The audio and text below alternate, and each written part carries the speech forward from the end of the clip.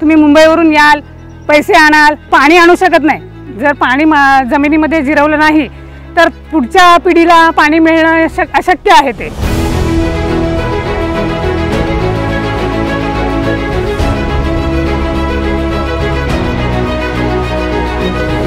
मी एक महिला आहे तर त्याचा जास्तीत जास्त महत्त्व मला माहिती आहे।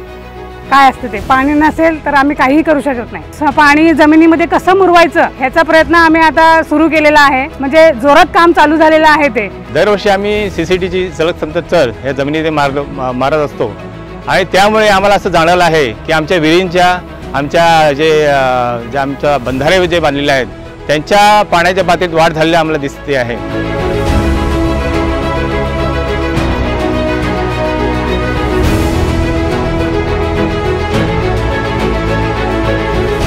आणि त्यामुळे आता सगळ्या ग्रामस्थांनी असं ठरवलं आहे की एक निश्चय केलेला आहे की आपण दरवर्षी किंबहुना 40-50 तरी चर आपल्या जमिनीत मारून आपण भूगर्भात जास्तीत जास्त पाणी बनवण्याचा प्रयत्न करणार आहोत।